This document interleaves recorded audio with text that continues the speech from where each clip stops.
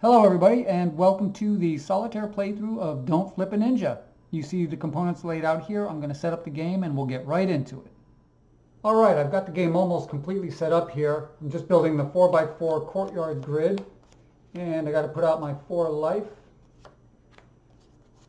And then I deal myself 1 katana. I'll take the blue one. Color doesn't matter. And I'm ready to go. You've got your prison mat here. We're trying to capture 4 ninjas and put them on the prison mat. Got the ninja path here. This ninja pawn is going to move along here as we play. If it gets to the castle, we lose the game. And this is my matches reference card. The game comes with 2 of these, and each is 2-sided, showing what happens when we make certain matches. Okay, I just wanted to show you a couple of ways that you can change the difficulty of the game to make it a little bit easier. The game by default is played with an 8-space ninja path. You can flip it over to the 10-space ninja path to give you a little bit more time before the ninjas get into the castle. And the game also starts you with 4 life, but you can throw out the extra life card during setup to give you 5 lives. You can even do both to make the game just that much easier. Okay, I'll just put my draw deck right here, leaving space for a discard pile. You want to leave enough space to spread the cards out a bit because it's good to know what's in there. And I'll start my first turn. Each turn, a player flips over 2 cards and sees what happens.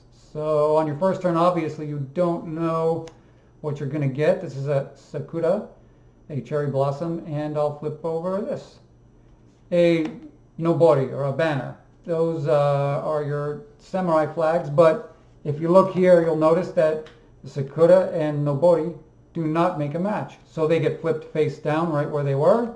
And it would be the next player's turn, but this being a solitaire game, I'll go again.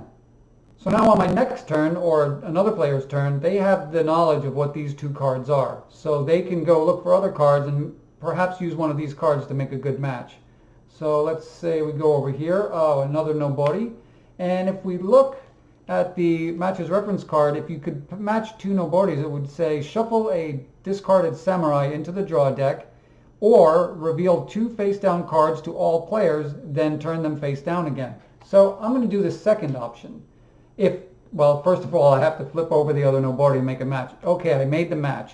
So I can reveal any 2 face-down cards. I'll take these 2 middle ones. It might be easy to remember. Oh, that's a Shuriken and another Sakura. So now, excuse me, I know what these 2 cards are. And if you remember, I believe that's also a cherry blossom. Okay, these 2 cards were discarded because they did make a match, and then from the draw deck you refill the empty spots in the courtyard. The next player would go, which is again me, and now I have knowledge of 3 cards. So I'm going to flip a card that I don't know. Oh, a ninja. Okay, when you flip a ninja, this little icon on the card means immediately advance the ninja pawn. So the ninja pawn would be on the start space at the beginning. It would slide over to space 1. Now I have to flip another card, but there's no samurai. If you match a samurai with the ninja, you can capture the ninja. So I'm just going to kind of take my chances. Oh, a samurai. This is not a scripted playthrough. When you flip a samurai and a ninja, and you look here, it says you may capture the ninja in that match and retreat the ninja pawn. So I'll do that. The ninja pawn retreats. That's as far as it can retreat. You can't retreat past the start space. And I get to put this ninja in the prison. I discard the samurai because they made a match. And I refill the spaces in the courtyard. Alright, on to the next turn. I know there's a Shuriken over here. I don't want to flip that over. Another Sakura. That is a cherry blossom and an Oni. Okay, I flipped an Oni as my second card. They don't make a match, so they'll go face down. Had I flipped this as my first card, my next flip has to be adjacent to the Oni. That's what those yellow arrows indicate. So if I flip this first, my choices for the next card to flip would be limited.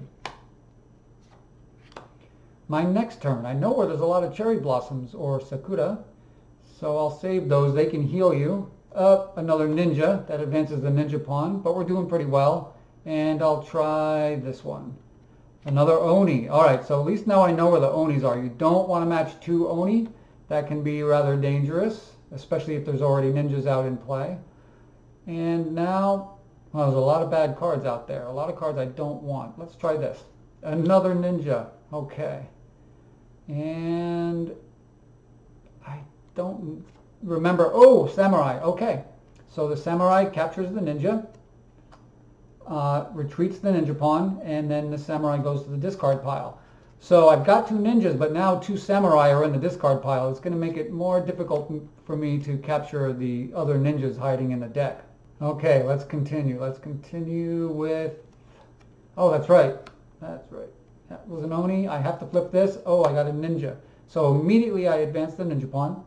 And then I look here and I see when I match a ninja with an Oni, shuffle a captured ninja into the draw deck. So that Oni helps one of these ninjas escape and go back into the draw deck.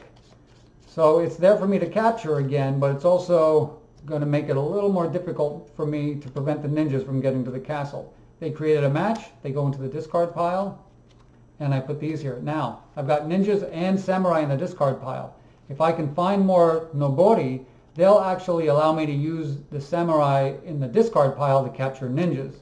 The nobori are kind of steroids or fuel for your samurai. But let's continue play. Let's try this card. Okay, we got a samurai. That's a good sign. Let's see if we can get a ninja. Let's see if we can get a ninja. Okay, don't yell at me if you know where some of these cards are, because trying to concentrate on making a video and play the game has got me disoriented. These do not make a match. If you look at the match's reference card, a Sakura and Samurai are not a combination, so they go face down again. Now, let me see. Let's try this Sakura, and now if I flip another Sakura, I would be able to look at some face down cards, but they can also be used to heal, so I want to save them for later. Let's try this new card. Ah, another ninja. Okay, these do not create a match, but I still have to advance the ninja pawn when I flip a ninja. That's why it's called Don't Flip a Ninja.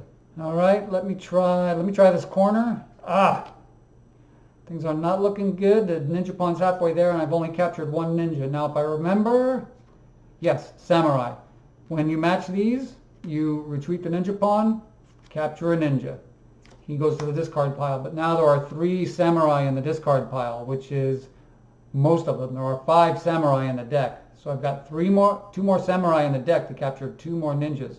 But don't worry, the noboris will help when and if I find them. Let's try this new card, Smoke. Okay, now I want to be careful not to flip a ninja. So part of the strategy here is if you flip Smoke, or you flip a card that you don't want to combine with something else, go to a card you already know. And I'm pretty sure this is a Sakura. It is.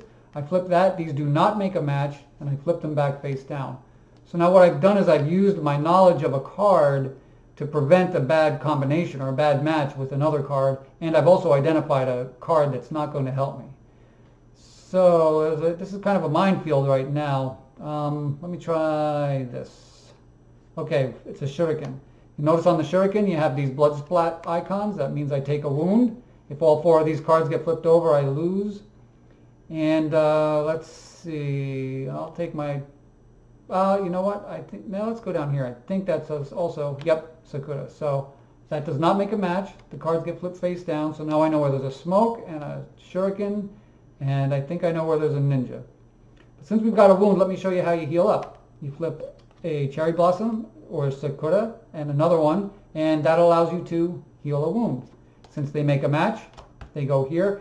Now, had I flipped these, just for example, and I hadn't taken a wound, I cannot follow the instructions on here to heal a wound, but I would still discard them because they do still appear as a match on the match's reference card. So any cards that create a match get discarded. But don't worry, when you get to the bottom of this deck, if you can survive that long, these cards get reshuffled. Okay, now what do I do? Now what do I do? Ah, another shuriken. That means another wound, but at least we've only got 1 because we used the Sakura to heal up. And let's try this. Another Sakura. Okay, it's not a match. They go face down. Let's see what else, what other trouble we can get into. More Smoke.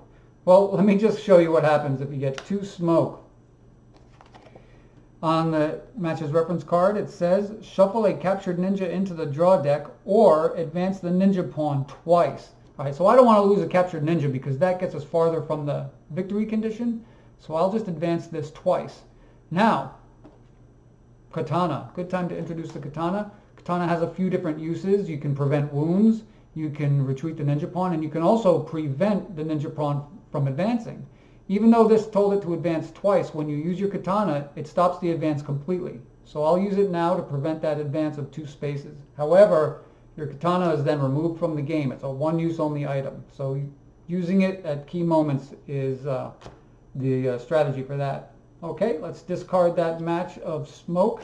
We got rid of the smoke now. That was my plan. I knew where the other smoke was, so I got 2 smoke out of the courtyard, and I prevented the advance with my katana. So now I've got 2 fresh cards in here. Hopefully one of them is a samurai. Let's check. No, it's a ninja. So that pawn is headed back toward the castle. Let's see, how about... Ouch! This is bad because I'm going to take a wound. And then if we go here and we see a ninja and a shuriken, take a samurai from the discard pile and remove it from play. So one of our samurai is out of there. And if all 5 samurai are ever removed from play, that's one of the loss conditions. So these made a match, which is okay. That's another ninja and shuriken out of the deck, or out of the courtyard, I should say. Now I'm going to check these 2 cards that just replaced those. The ninjas are all over me. They're all over me. And a nobody. Okay, that does not create a match. Oh, actually, I'm sorry. A ninja and a nobody does create a match. Because if there is a samurai in the discard pile, capture the ninja in this match. I almost shortchanged myself. And if we look at the discards, there is indeed a samurai. So this ninja gets captured. This goes to the discard pile because we created a match. And we're 1 ninja away. We're 1, 2, 3 spaces from losing to the castle infiltration, and we're 2 wounds from losing to the pain of shuriken, and we need 1 more ninja. Okay. Do not... Well, actually, if I flip a ninja, it's not too bad, because if I can capture it... the Maneki Neko. This is a wild card. You see this icon here? It shows a Sakura and a Nobori.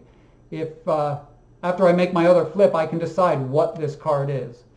So I think I know that this is a... Oh, it's a samurai. Okay. I will make a samurai and a nobody.